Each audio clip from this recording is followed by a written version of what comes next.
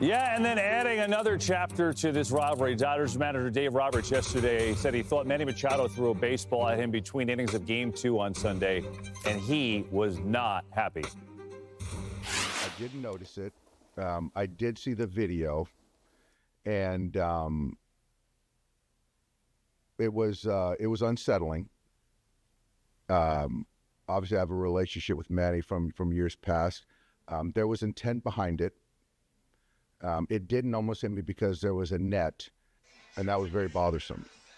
If it was intended at me, I'd be very. It's pretty disrespectful. So I don't know his intent. I don't want to speak for him, but I did see the video, and the ball was directed at me with something behind it.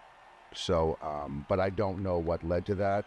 I didn't see it in real time, but I did see the video. That team over there is, you know, they like the villain type kind of role, and they feed off that. It's going to be hostile. It's going to be noisy and rowdy, and it's up to us to still stay focused and compete and fight, like I've said time and time again. Ooh, oh, baby. We're getting a little spicy as we welcome the D-Train, Dontrell Willis. Dave Roberts is one of the nicest humans on planet Earth. So for him to say that, that's like sticking up the middle finger. I mean, he didn't say anything bad about anybody. But so what's your take on this whole situation, this throwgate from Machado? Well, I don't like it from the San Diego side because it takes away from what they achieved, especially going up there in Dodger Stadium in a hostile environment and putting a whooping on them. All of a sudden, you see the motivation and you see the leadership from Manny Machado. He huddles all his guys in that dugout. Everyone's talking about the positivity, and all of a sudden you have a play like that. You don't want to send the other side any motivation to go out there, especially when the other side has just as much talent to be able to beat up on you down in your house. It's unfortunate that play happened, so I don't care if it was intentional or not. He's going to fire up everybody else. And now everybody's talking about this instead of the serious being 1-1 going back into your own house. Yeah, I think we have a little tape here we're going to show about some of the antics that went on during the game. Like Dave Roberts said, here we go. This starts with Tatis in the outfield. Playing with the fans is a good way to put it. But they, like Dave said, they like the role of villain, right? They embrace being the antagonist. And it seems like they actually feed off of it. You know, I think this is something that gets them ready to play.